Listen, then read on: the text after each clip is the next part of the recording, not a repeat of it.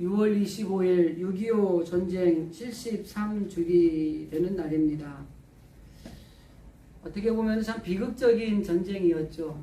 한 동족인 이 민족이 서로의 총칼을 부대끼면서 서로 죽여야 되는 이런 아픈 비극이죠. 이 전쟁이 일어난 지 73주년 되면서 우리가 이런 민족의 아픔을 위로하고 동시에 이 나라를 위해서 희생했던 국군 장병이라든지 어디에 있는 나라인지도 모르면서도 이 어려움에 처한 나라를 구하겠다고 보낸 유엔 참전국들의 그 용사들이라든지 그들을 기억하면서 그들의 희생을 우리가 좀 간직하는 게 필요할 것 같습니다. 저희가 어릴 때만 해도 이 나라 국경일은 굉장히 좀 의미를 가지고 지켰던 것 같은데 지금 국경일들에 대한 의미가 많이 퇴색되어져 있는 것 같습니다. 그렇지만은 정말 중요한 것은 지금 우리가 누리고 있는 이런 자유라든지 이런 평화라든지 이런 정말 평화롭고 안전한 삶을 살아가는 것이 그들의 희생이 있었기 때문에 지금 우리가 잘 살고 있다는 것들을 기억해야 됩니다. 그리고 또 한 가지 기억해야 될 것은 그들이 희생으로 세워진 이 나라가 우리들을 통해서 더 세계 만방에 또 좋은 나라, 또 위대한 나라로 또 우뚝 세워지는 것들을 우리들이 이어받아서 그 일을 감당해야 된다고 하는 것이죠. 그래서 이 73주기를 맞아 전쟁의 아픔 또 고통을 잊어버리지 말고 또 이들 나라를 위해 희생했던 사람들의 그 소중한 마음들도 꼭 간직하고 더 나아가서 우리들이 해야 될 것들을 이 땅에 살면서 무엇을 해야 될 것인가를 생각해 보는 게 필요한 것 같습니다. 하나님을 믿는 하나님의 자녀들로서도 그렇지만은 이 땅에 살아가는 우리 그리스도인들이 특별히 이 나라와 민족을 위해서 해야 될 일들이 뭐냐면 고통당하는 사람들을 위로하는 일들을 우리들이 감당해야 됩니다. 북한 저 땅이 남과 북이 갈라져 있지만은 통일을 위해서 기도해야 되고 북한에도 신앙의 자유와 더 나아가서는 종교의 자유가 일어날 수 있도록 기도해야 되는 것입니다.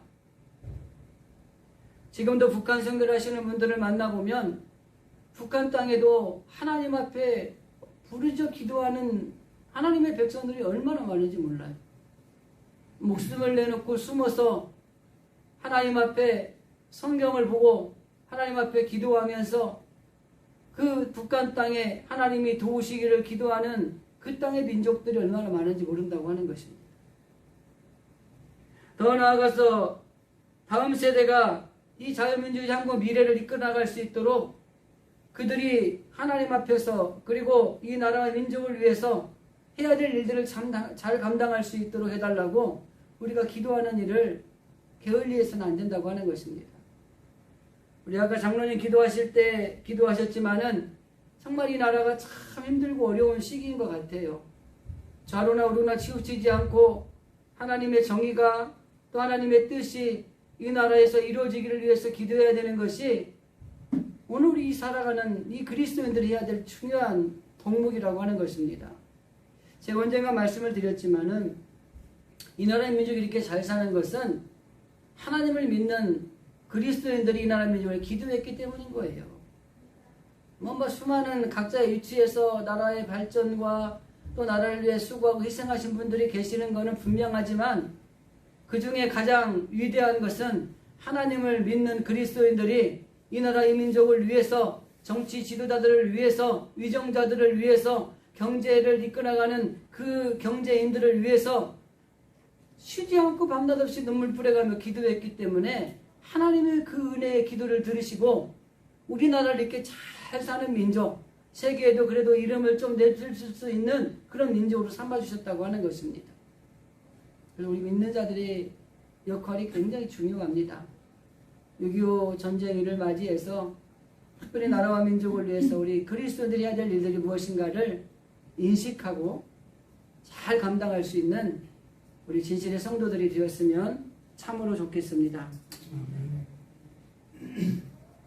6월달 한 달 동안 복된 길을 걸어가자라는 말씀을 주제를 가지고 말씀을 나누고 있습니다. 누구나 다 복을 받기를 원하죠. 그리고 복 받으세요라고 하면 좋아하지만 뭐 복을 받지 말라고 한다든지 저주를 받으라고 한다든지 그러면 싫어하죠. 그러니까 복 받으라고 해서 싫어하는 사람 아무도 없어요. 근데 중요한 건 뭐냐면 하나님이 우리에게 복을 주시려고 이 복단지를 이렇게 칸꾸러미를 가지고 계셔요. 그런데 이 복 받을 만한 그릇이 준비되어 있어야 이 복을 탁탁 던져주는데 이 준비가 안 돼가지고 하나님이 가지고 계신 복 그 꾸러미를 받지 못하는 삶을 살아가는 성도들이 얼마나 많은지 몰라요. 근데 그게 왜 못 받느냐? 하나님하고 우리의 생각이 다르기 때문에 그래요. 하나님이 복을 주는 사람은 A라는 사람을 복을 주기를 원하는데 우리는 B라는 사람의 인생을 살아가고 있기 때문에 이게 아구가 안 맞기 때문에 그 복을 못 받는 거예요. 그럼 누가 복을 받아요? A라고 하는 인생을 사는 사람이 복을 받는 거예요. 그래서 성경에 복 받은 사람들의 이야기를 보면은 하나님이 A라는 사람에게 복을 주려고 하는데 A라고 하는 인생을 사는 사람이 고난과 시련과 역경을 건너가기는 하지만 그럼에도 불구하고 A라는 인생을 살아가려고 애쓰고 몸부림치는 사람에게 결국엔 하나님이 복을 주시는 거예요. 그러니까 우리가 기복신앙에 빠지는 건 안 좋은 겁니다. 그러나 하나님이 주시는 복을 받는 삶을 살아가야 되는 것은 하나님의 성도로서 누려야 될 특권이라고 하는 것입니다. 그래서 저는 6월 한 달 이런 복을 받는 길을 걸어가는 성도들이 되어야 되겠다 싶어서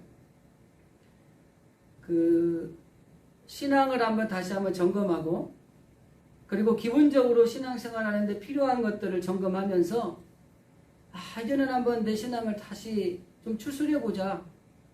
코로나를 지내오는 3년의 기간을 통해서 뭐 아닌 것 같지만 좀 나태해진 것도 있고 아닌 것 같지만은 신앙이 좀 잃어버린 것들이 있다는 거죠. 목사님들을 만나서 이야기를 나눠봐도 코로나 이걸로 인해서 목사님들 자체도 나태해지고 영적으로 좀 소홀해지는 부분이 있다라고 서로들 고백을 하고 이제는 이래서는 안 되겠구나라고 결단들을 하는 그런 이야기들을 나눕니다. 그런 차원에서 6월부터 시작해서 우리 진실교회도 우리 성도들도 한번 우리 신앙이 나태해진 것들이 있다면 좀 영적으로 소홀해진 것들이 있다면 기본적인 것들을 한번 점검을 할 때에 다시 한번 마음을 닫아잡고 이제 하나님이 기뻐하시는 삶을 살아감으로 하나님이 주시는 복 받는 그 길을 걸어가는 그 신앙의 전환점이 일어났으면 좋겠다라는 것이 올 여름에 우리 진실교회가 가진 숙제고 저와 여러분이 기도해야 될 기도 제목이고 더 나아가서 그를 통해 하나님 우리를 다시 한번 세우시느냐 우리를 주저앉히느냐 중요한 기로의 도였다고 하는 것을 기억해야 될 것입니다.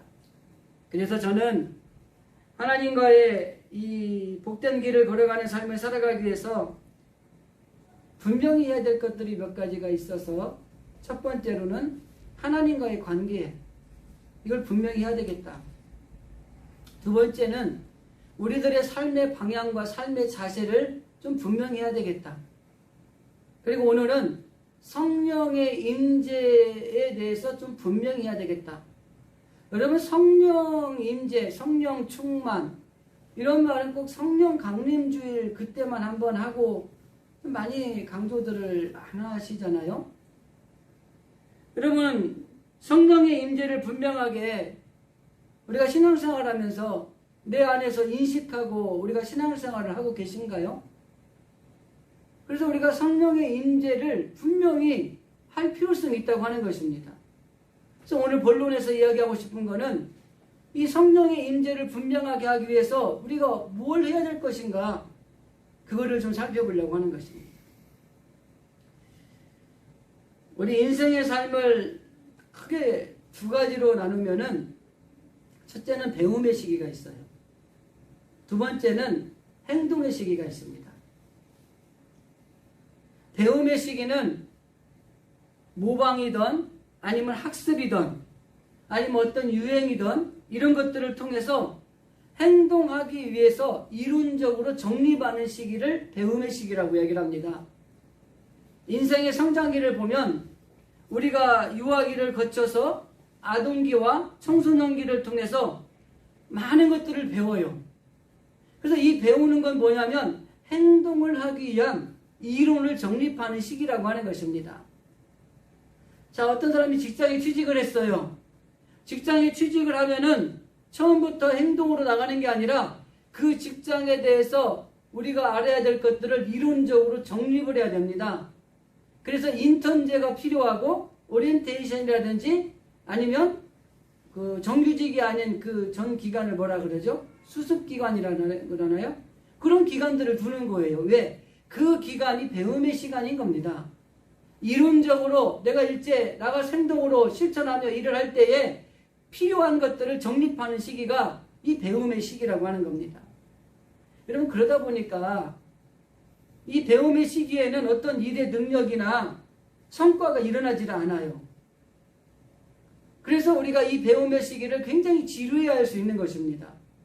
그래서 기다리지 못하고 인내하지 못하고 행동하기를 막 원하는 일들이 생겨요. 근데 중요한 거는 인생이 두 개로 나눌 수 있다고 그랬잖아요. 배움의 시기를 제대로 잘 지나지 못하면 잘못된 행동을 할 수가 있어요. 그래서 배움의 시기가 좀 길고 좀 인내해야 되고 지루할지라도 그 배움의 시기를 잘 견뎌야만이 행동의 시기를 통해서 놀라운 성과를 나타낼 수 있고 그리고 놀라운 결과물을 우리가 얻을 수도 있는 것입니다.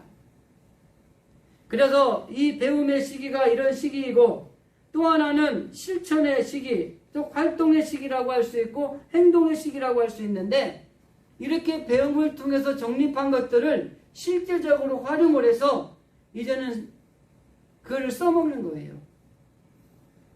그래서 아는 걸로 멈추는 게 아니라 그 아는 것들을 가지고 실제적인 삶의 현장에 나가서 행동으로 움직여서 거기에서 결과물을 도출해내는 것이 이 행동의 시기라고 하는 것입니다. 그래서 우리가 배움의 시기가 중요하냐 행동의 시기가 중요하냐라고 물으면 둘 다 중요합니다. 잘못 배우면 잘못된 행동을 하게 되어 있기 때문에 배우는 게 무엇보다 중요하고 잘 배웠어요. 그런데 알고 배워놨는데 그걸 활용하지 않으면 무용지물이 되기 때문에 행동의 시기도 중요한 겁니다. 사도 바울이 빌립보 교인들에게 편지를 하면서 빌립보 4장 9절에 보면 이렇게 말씀해요. 너희는 내게 배우고 받고 듣고 본 바를 행하라. 행하라 그랬죠. 배우고 듣고 본 바, 배움의 시기에 있었던 거죠. 그것을 이제는 행하라. 행동의 시기로 옮기라는 겁니다. 그 뒤에 있는 말씀입니다. 그리하면 평강의 하나님이 너희와 함께 하시리라. 여러분, 배움의 시기와 행동의 시기를 잘 습득해서 움직일 때에 하나님이 우리와 함께 해주셔서 그 안에 성과와 좋은 결과물을 낼 수 있도록 이끌어 가신다고 하는 말씀입니다. 우리 그리스도인들의 삶에도 마찬가지입니다. 하나님께서 우리에게 주신 많은 배움의 신앙의 시기가 있었어요. 어쩌면 지금도 우리가 배움의 시기인지도 모릅니다. 그러면서 동시에 그 배운 것들을 실제적으로 행동해야 되는 행동의 시기를 같이 접목해서 살아가고 있는 것이 우리들의 신앙생활입니다. 그래서 이 세상에서는 배움의 시기에 배운 것들을 가지고 행동함으로 실천함으로 행동의 시기를 움직여 나가는 것이라고 보면은 우리 신앙생활은 배움의 것들을 바로바로 실천하고 행동하면서 살아가면서 또 배우는 것들을 가지고 또 행동하며 실천해 나가는 것이 병행되어져 있다고 보시면 돼요. 그 신앙생활은 여러분 배움의 시기와 행동의 시기는 인생보다는 덜 지루합니다. 오늘 말씀을 듣잖아요. 그죠? 우리 성령의 임재를 분명히 하자라는 말씀을 다 듣고 이제 집에 가잖아요. 그러면 그 말씀을 들은 것들을 배움의 시기로 우리 안에 모셔드리고 마음에 닫고 그걸 실제로 삶의 자리에 가서 행동의 식으로 살아가는 것들을 움직이는 게 필요한 거예요. 그래서 그리스도인들의 삶은 지루하진 않아요. 배운 걸 바로 실천하고 행동으로 움직여서 활용하면서 살아가는 삶이 그리스도인들의 삶이기 때문에 그런 겁니다.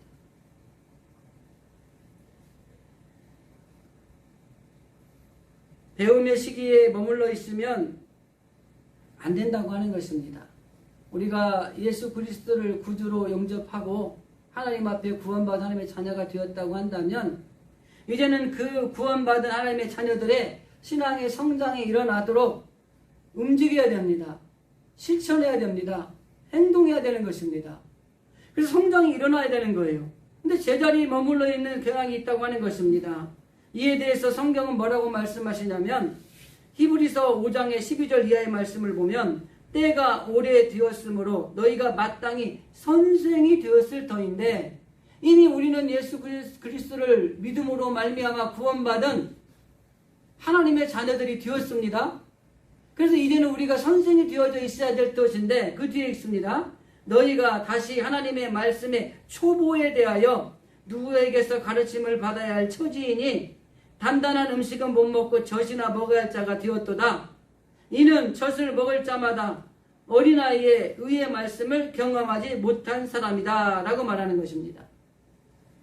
이런 사람들은 하나님의 능력을 경험하지 못하고 살아가는 불행한 사람들이에요. 이미 모든 것을 배웠음에도 불구하고 이미 하나님이 주신 모든 말씀의 은혜를 받았음에도 불구하고 그 말씀을 실제적으로 가르치고 선생이 되어 있어야 될 텐데 여전히 초보에 머물러서 단단한 것들은 먹지도 못하고 연약하게 어린아이처럼 젖이나 먹고 있는 신앙의 자리에 머물러 있다면 불행한 겁니다. 예수님을 믿지만 하나님의 능력을 그리고 하나님의 도움을 받지 않고 자기 힘으로 살아가겠다고 애쓰는 사람들이 바로 이런 사람들이에요. 은혜를 받았고 많은 것들을 배웠지만 아직까지도 어린 초보자의 위치에서 단단한 음식이 아니라 어머니의 젖이나 먹고 있는 신앙의 초보에 있다면 안 된다고 하는 것입니다. 하나님의 말씀을 통해 구원받은 사람이라면 이제는 하나님 앞에 우리가 밥도 먹어야 되고 고기도 먹어야 되고 더욱한 것들도 우리가 먹을 수 있는 그런 선생, 신앙의 자리에 올라가야 된다고 하는 것입니다. 하나님의 능력을 경험하지 못하면 승리하는 삶을 살아갈 수 없다고 하는 것입니다. 그래서 하나님의 능력의 그 도우심을 경험하는 삶을 살아가고 싶다면 우리는 배움의 시기와 더불어서 행동의 시기를 같이 접목해서 늘 움직이는 삶을 살아가는 것이 필요하다고 하는 것입니다. 계속 배우고만 있으면 안 돼요. 우리 박사과정 목사님들 모임이 있어요. 그 모임에 보면은 열심히 뭘 배우러 다니는 목사님들이 있어요. 참 좋습니다. 근데 우리가 농담 반 진담 반으로 이런 얘기를 합니다. 아니 아직까지 배우고 있으면 어떻게 해. 지금까지 배운 걸 가지고 써먹어도 죽을 때까지 다 못 써먹고 갈 텐데 라는 우스갯소리를 합니다. 여러분 우리가 오랜 세월 동안 신앙생활하고 예수 믿으면서 우리가 하나님의 말씀을 듣고 신앙의 생활을 통해서 배운 것들이 얼마나 많습니까? 근데 우리가 어떤 신앙이라면 지금도 나는 배워야 되는 시기라고 행동하지 않는 신앙이라면 얼마나 깝깝하겠어요. 너무 오래 배우는 것도 안 됩니다. 배운 것들을 활용할 줄 아는 것, 이게 지혜라고 하는 것입니다. 그래서 이 배움의 시기와 행동의 시기가 함께 나와야 된다고 하는 것입니다. 여기 배움의 시기와 행동의 시기가 함께 나가야 된다는 말을 한마디로 말하면 하나님을 전적으로 의지하고 담대하게 믿음으로 나아가야 된다고 하는 것을 표현하고 있는 것입니다. 빌립보서 4장 9절 말씀에 보면 배우고 받고 듣고 본 바를 행하라. 분명히 앞에서 언급했습니다. 우리가 담대할 수 있는 그리스도인들의 힘이 어디에 있냐면 성령이 우리와 함께 하시기 때문이라고 하는 것입니다. 마태복음 10장에 보면 성경은 이렇게 말씀하고 있습니다. 말하는 이는 너희가 아니라 너희 속에서 말씀하시는 이 곧 너희 아버지의 성령이니라 라는 말입니다. 그래서 우리가 그리스도인들이 움직이는 행동의 주체는 우리 안에 계신 성령님에 의해서 우리가 움직이는 것이요.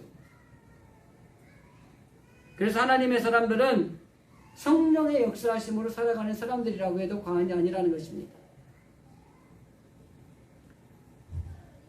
그래서 오늘 이 성령님이 임재가 우리 안에 분명하게 할 필요성이 있다고 하는 것이죠. 그러기 위해서 필요한 것이 뭐냐면 첫째는 성령의 임재가 필요한 이유를 좀 알아야 될 것 같아요. 여기 임재, 즉 기름 부음이라는 성경 표현을 쓰고 있는데요. 이 말이 의미하는 게 뭐냐면 기름 부은다라는 것은 기름을 바른다, 기름을 칠한다라는 의미가 있습니다. 이 기름 부음, 이것은 구약의 제사를 좀 생각해 볼 수 있는데 레위기에 보면은 구약의 제사는 사람이 죄를 지으면 그 사람이 죽어야 되는 거예요. 죄의 대가는 죽음입니다. 근데 그 사람을 죽일 수 없으니까 짐승을 잡아서 짐승을 대신 죽이는 거예요.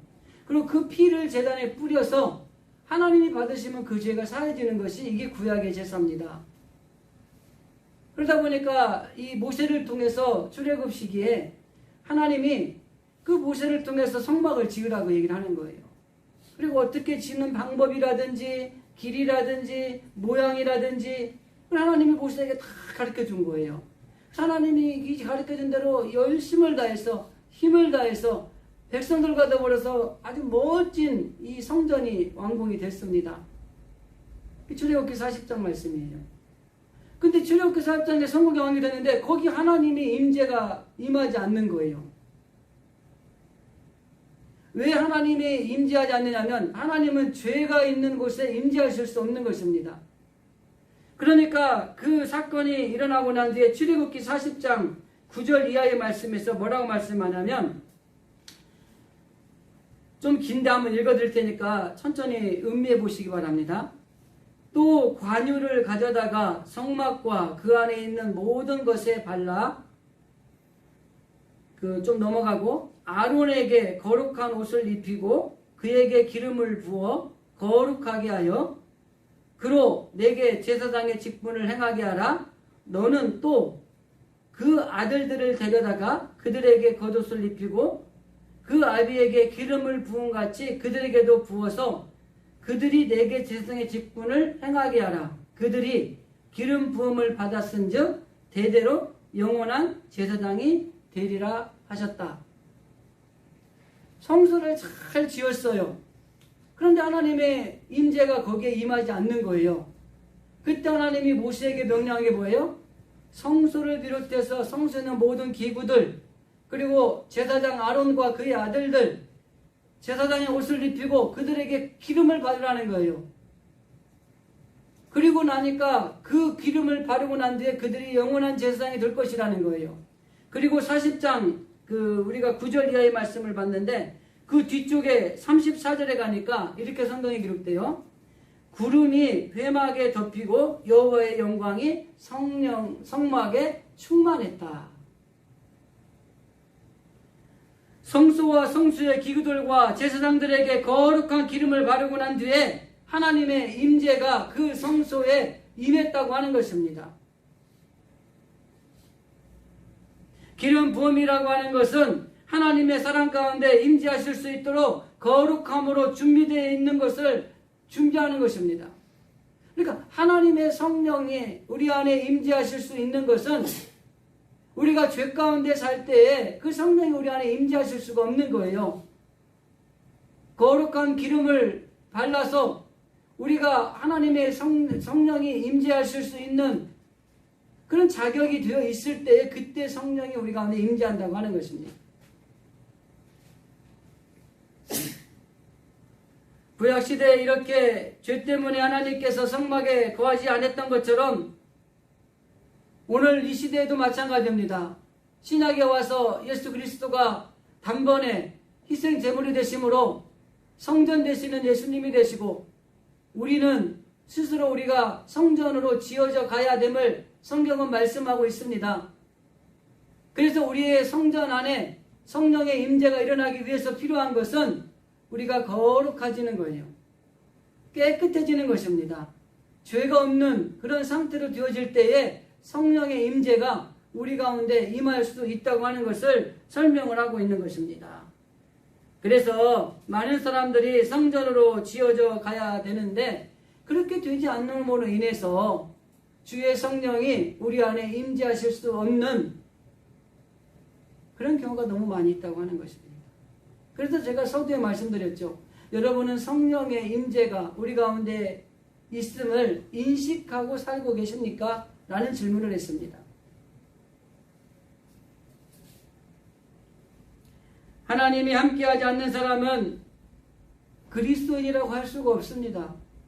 하나님의 자녀라고도 할 수가 없는 것입니다. 그리고 신앙생활을 하지만 하나님의 사랑과 진정한 능력을 경험하지 못하는 삶을 살아갈 수밖에 없는 겁니다. 그러니까 매번 패배하고 매번 힘든 삶을 살아갈 수밖에 없어요. 더 나아가서 하나님의 자녀가 아니라면 하나님의 나라를 상속받을 수도 없다고 하는 것입니다. 그래서 오늘 본문 요한 1서 2장 25절에서 27절에 보면 우리가 이 기름 부음 받음이 필요한 이유, 즉 성령의 임재가 필요한 이유를 설명을 하고 있는 것입니다. 그 말씀을 한마디로 요약하면 하나님의 자녀가 되어서 하나님의 나라를 상속하고 하나님의 능력으로 살아가기 위해서는 이 성령의 임재가 필요하다고 하는 것입니다. 하나님의 자녀가 되어서 우리의 성령의 임재가 우리 안에 필요한 것입니다. 더 나아가서 하나님의 나라를 상속받는 상속자들이 되기 위해서 성령의 임재가 우리 안에 필요한 거예요.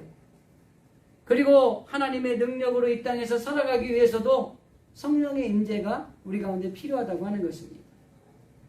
그렇기 때문에 우리 가운데 성령의 임재 가운데 우리가 살아가고 있는가를 늘 점검하셔야 되는 겁니다.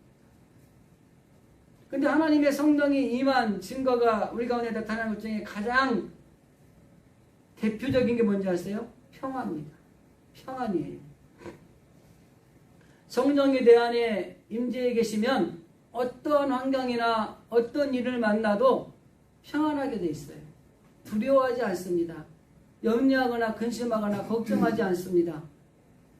여러분이 신앙생활하고 세상을 살아가다가 무슨 일을 만나서 막 아이고 한숨을 쉬어가며 이제는 큰일 났다고 걱정하고 염려하고 근심하는 것이 5분 이상 지속되거든. 성령님이 내 안에 임재하지 않는 거예요. 인간은 약하기 때문에 모든 일을 부딪히게 되면 걱정하고 염려하고 불안해할 수 있어요. 그러나 성령이 내 안에 계시는 분들은 그 잠깐의 그 불안과 두려움과 근심과 걱정은 있을 수 있지만 지속되지 않습니다. 왜? 성령님이 우리의 능력이 되시고 하나님의 나라를 상속하게 하시고 모든 걸 이기고 살아갈 수 있는 힘이 되기 때문에 걱정, 염려, 불안, 근심은 5분 이내로 끝나는 거예요. 근데 그거를 막 밤에 잠을 못 자고 다음날 일어났는데도 그냥 눈이 팅팅 붓고 그리고 하루를 살아가는데 매일 그 생각만 머리에서 맴맴 돈다. 이건 신앙인으로서 내 안에 성령의 임재가 계신가 점검하셔야 됩니다. 가장 나타나는 증거가 평안이에요. 무슨 일을 만나든지 우리 요한복음에서도 분명히 말씀하잖아요. 내가 주는 평안은 세상에 주는 것과 같지 않은 그 평안을 누리고 살아갈 수 있는 비결이 성령의 내 안에 임재가실 때 가능하다고 하는 것입니다. 여러분, 성령의 임재는 우리에게 정말 필요한 것입니다. 이걸 알아야지 우리가 성령의 임재를 분명히 알 수 있습니다. 한 챕터를 더 말씀을 드리고 싶은데 성령의 임재가 무엇이고 또 어떻게 받는지를 알아야 될 거 아니에요. 그럼 성령의 임재가 너무 필요하다는 걸 알았잖아요. 그죠? 있었으면 좋겠잖아요. 그죠? 근데 이게 어떻게 받는지 우리가 확인을 해야 될 거 아닙니까? 임재라는 것은 말 그대로 하나님이 내 안에 거하시는 걸 임재라고 이야기를 합니다. 그리고 하나님이 내 안에 거하시는 것을 우리가 하나님의 임재라고 할 때에 그 하나님이 우리 안에 거하실 수 있도록 우리가 할 일이 있어요. 아주 기본적이고 여러분들이 계속 해오셨던 겁니다. 너무너무 쉬운 거예요. 예수님을 구주로 영접하고 우리의 죄를 회개하고 죄사함을 받으면 되는 겁니다. 아까 구약시대에 기름을 발라서 깨끗하고 거룩하게 할 때 그 성막에 하나님의 임재가 있었잖아요. 우리도 마찬가지예요. 우리 가운데 죄 가운데 죄로 가득 차 있으면 안 돼요. 죄를 회개하고 죄 사함을 받아야 됩니다. 예수 그리스도를 구주로 영접해야 됩니다. 그러면 성령이 내 안에 들어오실 수 있는 조건을 충족한 거예요. 그러면 성령이 내 안에 임재하시는 놀라운 역사가 일어나는 겁니다. 그러면 그분의 역사하심에 따라서 우리가 살아가면 되는 거예요. 우리가 너무 쉽잖아요. 우리가 예수를 구주로 영접하고 그 구주를 주님으로 믿음으로 고백하고 살고 있잖아요. 그리고 우리가 죄를 지으면 회개하잖아요. 하나님 용서해 주세요. 하나님 사해 주시기를 믿습니다. 이렇게 기도하잖아요. 늘 하는 것들이에요. 이게 바로 성령이 내 안에 임재하게 하실 수 있는 우리들이 해야 될 중요한 일이라고 하는 것입니다. 그런데 이 쉬움과 같은 거를 잘 못하는 거예요. 정말 예수를 구주로 믿냐? 정말 네가 죄사함을 받을 만큼 하나님 앞에 철저하게 회개를 하고 있냐? 쉬운 것 같지만 어려운 거예요. 예수님을 구주로 영접한다는 것은 예수님이 나의 죄를 없게 하시려고 자기가 속죄 제물이 되었다고 하는 것을 믿는 것입니다. 근데 우리는 가장 기본적인 고백인데 그것을 우리가 확실히 믿냐라고 고백할 때 아멘, 저는 확실히 믿습니다 라고 이야기할 수 있는 믿음의 분량이 되어 있냐, 이걸 우리가 점검하셔야 돼요. 죄사함을 받으면 성령이 내 안에 내주하셔서 우리는 거듭난 인생을 살아갈 수 있는 것입니다. 거듭나서 성령이 거하는 사람은 하나님의 자녀요, 우리가 말하는 그리스도인이라고 이야기할 수 있는 것입니다. 그런데 하나님의 자녀가 되었지만은 아직도 내 자신이 내 몸의 주인이 되고 내 마음의 주인이 되고 내 생각의 주인이 되어서 내 마음대로 살아가고 있는 사람이 있어요. 그런 사람을 어떻게 우리가 하나님의 자녀가 되었다라고 말할 수 있겠습니까? 하나님의 자녀면 하나님의 말씀을 따라 살아가야 되는 것입니다. 그런데 하나님의 말씀을 따라서는 아니라 내 생각대로 내 뜻대로 내 모양대로 살아가면서 나는 그리스도인이요 하나님의 자녀입니다 라고 말할 수 없다는 것이죠. 그래서 정말 중요한 것은 오늘 예배를 드리는 우리들도 하나님의 자녀요 나는 그리스도인이라고 이야기를 하면서도 여전히 내 뜻대로 내 마음대로 행동하고 또 살아가고 생각하고 있는지 점검을 잘 하셔야 되는 것입니다. 이런 사람들은, 이런 생각을 가진 사람들은 자기가 하나님의 자녀인 것들을 깨닫지 못하는 거예요. 더 나아가서는 성령님의 인도하심을 받을 수도 없습니다. 어떤 경우에는 하나님이 나하고 함께 하시는 것조차도 깨닫지를 못하는 거예요. 그러니까 여러분, 하나님의 자녀요 그리스도이라고 한다면 하나님의 자녀답게 그냥 하나님의 뜻대로 살아가기 위해서 우리가 헌신하는 것이 필요하다고 하는 것입니다. 경건한 삶을 살아가는 사람들은 저절로 되는 것이 아니라 연단이 필요하다고 하는 것입니다. 이 연단은 하나님의 말씀을 묵상하고 연구하고 쉼없이 기도하고 깨달은 것들을 믿음으로 순종하는 삶, 이 연단을 통해서 우리가 경건한 삶을 살아가게 되고 이런 연단을 통해서 성령님이 내 안에 내주하실 수 있는 길들이 열리게 되고 내 뜻이 아니라 하나님 뜻대로 살아가려고 애를 쓰는 신앙인의 모습을 갖추게 되고 이렇게 하나하나 갖추어 갈 때에 하나님이 바로 우리를 통해서 놀라운 일들을 행하시는 사람으로 쓰임받게 한다고 하는 사실입니다. 성령님의 임재와 충만함을 사모하고 또 그 사모하고 구하는 것들이 필요하다고 하는 것입니다. 그러면 하나님께서는 우리들에게 그 사모함대로 그 구하는 대로 충만하게 채워주시는 것이죠. 성령의 임재는 모든 삶이 성령으로 덧입혀진 것과 같은 것입니다. 더 나아가서 모든 일에 성령님을 의지하게 되고 성령님의 그 손길에 민감하게 반응하는 것들이 있다고 하는 것이죠. 그런데 이 일이 하나님의 손길인지 아닌지 깨닫지도 못하는 그런 삶을 살아가는 것은 우리의 성령의 임재과 관점에서 한번 점검할 필요가 있다고 하는 것입니다. 말씀을 정리하면서 모든 일에 여러분 성령의 임재를 사모하고 성령의 임재가 내게 임하기를 기도할 수 있기를 바랍니다. 하나님이 나의 주인 되심을 입으로 시인하고 또 그렇게 삶의 자리에서 행동할 수 있기를 바랍니다. 성령님의 작은 소리에 민감하게 반응하시고 그 민감하게 반응한 것들이 있다면 곧 즉시 순종할 수 있기를 바랍니다. 예를 들면 어떤 어려운 일이 생겼어요.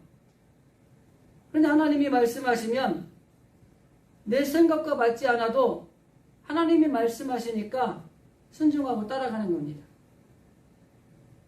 그러면 우리가 질병 가운데 있든지 어떤 삶의 가운데 어려운 처지에 있든지 영적인 문제로 고민하든지 그런 일들이 있을 때 하나님께서는 분명히 응답하시고 더 나아가서 하나님의 능력을 경험하게 하는 놀라운 일들이 실제 우리의 삶 가운데 나타나게 되는 것들을 보게 된다고 하는 것입니다.